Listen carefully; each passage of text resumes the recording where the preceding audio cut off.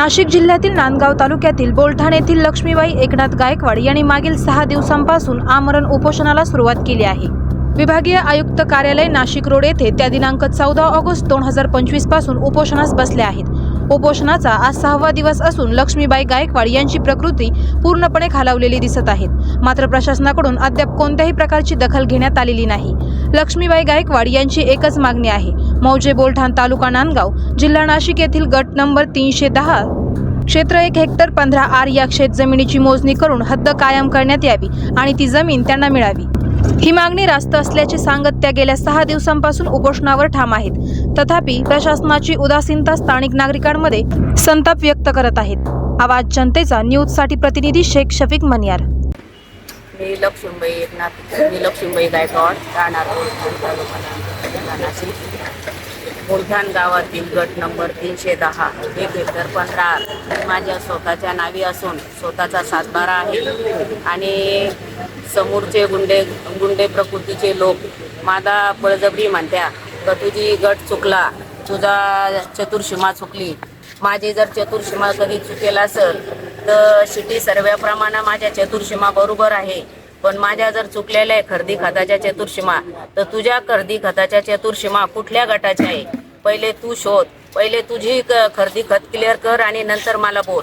माझ्या गटात बळजबरी येऊ नको आणि मला त्रास देऊ नको। एक मी मागासवर्गीय महिला असल्यामुळे तू मला वारंवार तकलीफ देतो। तुला राजकीय पक्षाचा पूर्ण पाठिंबा आहे, तसा मला राजकीय पक्षाचा पाठिंबा नाही। मी एक मागासवर्गीय महिला आहे, मी एक संविधानाने चालणारी महिला आहे, मी न्यायासाठी बसलेली आहे। मला आजच्याला 6वा दिवस झालेला आहे, तरी आतापर्यंत प्रशासनाने कुठल्याही पद्धतीचा मला न्याय दिला नाही का प्रशासनाने माझी कुठलीही दखल घेतलेली नाही। आणि बोलते आहे का स्त्रीला 50% आरक्षण आहे। आज मी 14 ऑगस्टपासून मी उपोषणाला बसलेली असताना सुद्धा स्त्रिया पाण्यामध्ये ओल्या होत्या, आम्ही पूर्ण ओल्या होऊ राहिलो, पण आमच्या अंगावरचे कपडे ओले होते, आम्हाला बसायला जागा सुद्धा देखील नाही आहे। तरी हे प्रशासनाला लाज वाटत नाही का? या प्रशासनाला बाह्यांची काळजी वाटत नाही का? अशा प्रशासनाने स्वतःही तोंडाला काळं भाजून कुठंतरी फिरलं पाहिजे। लोकांना न्याय नाही भेटत, स्त्रियांना न्याय नाही भेटत, कशाला झालेलं हे प्रशासन? त्याच्यामुळे मी माझे एवढे 2 शब्द बोलून मी पुरे करते। पण एक माझी विनंती सरकारला का आजचा माझा 6वा दिवस आहे, आज जर मला न्याय भेटला नाही तर उद्या मी माझ्या जीवाचं काही बी करण, याचं बरं वाईट जर झालं त्याला प्रशासन जिम्मेदार राहील। एवढे बोलून मी माझे 2 शब्द पुरे करते। आमच्या भगिनी लक्ष्मीताई गायकवाड गेल्या 6 दिवसापासून या ठिकाणी उपोषणासाठी बसलेल्या आहेत। नांदगाव तालुक्यातील बोलठाण या गावी त्यांच्या स्वतःची आणि वडिलोपार्जित पारंपरिक शेती असून त्या ठिकाणी कष्ट आहेत, परंतु काही जी या ठिकाणची मंडळी आहे ती विनाकारण त्यामध्ये मग जाधव असतील की आली असे 2 कुटुंब आहेत आणि त्यांचा परिवार, त्यांनी वर्षभरामध्ये पिकवलेले जे काही धान्य असेल ते उपटून टाकणे,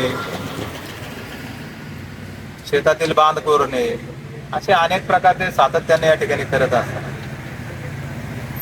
आज या ठिकाणी त्या आपल्या न्याय हक्कासाठी गेल्या 6 दिवसापासून उपोषणासाठी बसलेल्या आहेत।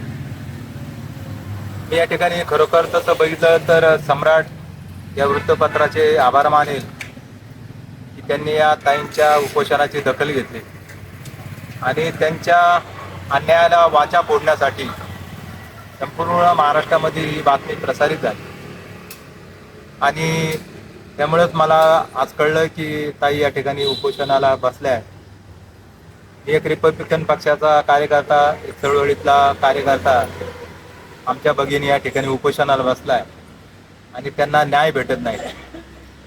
आणि मग आमच्या सारखी जी कार्यकर्ते आहे चळवळीमध्ये तयार झालेली, आपल्या भगिनीवरचा अन्याय आम्हाला काही सहन झाला नाही आणि म्हणून आज या ठिकाणी उपोषणकर्त्या ताईंना भेट देण्यासाठी आलो। निश्चितपणानं आता 1-2 दिवस सुट्टी होती, त्यांनी पत्रव्यवहारही केलेला आहे। मी आमच्या भगिनीला सांगेन की ज्या वेळेला माझी व्यक्तिशः मदत माझ्या परिवाराची, माझ्या Republican party of India Athawale गटाच्या वतीनं मी त्यांना आश्वासित करतो की आपल्याला जी पण काही मदत लागेल आम्ही आपल्यासोबत आहोत, आपल्या पाठीशी आहोत. त्यासाठी एखादा मोर्चा, आंदोलन काही नाही करावं लागले तरी आम्ही आपल्यासोबत राहू आणि निश्चितपणानं आपल्याला यामध्ये न्याय भेटेल. कारण अजूनही लोकशाही जिवंत आहे. किती कोणी बाजीराव आला, आपल्या विरोधात लोकप्रतिनिधी असेल, काय धनदांडगा माणूस असला तरी या लोकशाहीच्या पुढे तो झुकलेलाच आहे. त्याला न्याय भेटेल, उशिरा का व्हायला न्याय भेटेल यामध्ये आम्हाला काही दुमत नाही. आणि ज्या ज्या वेळेला आमच्यासारखीची मदत लागेल आम्ही काही आपल्यासोबत आहोत एवढाच या ठिकाणी आशावाद देतो. आपण आपलं हे जे आंदोलन आहे असंच चालू ठेवा आणि निश्चितपणानं आपल्याला या ठिकाणी न्याय भेटेल. धन्यवाद. आपले संपूर्ण नाव सांगा सर. मी संजय मोहन भालेराव, रिपब्लिकन पक्षाचा सरचिटणीस आणि माजी नगरसेवक, नाशिक महानगरपालिका. करायचं आहे लाईव्ह कार्यक्रम किंवा आहे कसले आंदोलन, जनसामान्यपर्यंत पोहोचेल आपला हक्काचा आवाज, आवाज जनतेचा. बातमी व जाहिरातीसाठी संपर्क करा स्क्रीनवर दिलेल्या नंबरवर.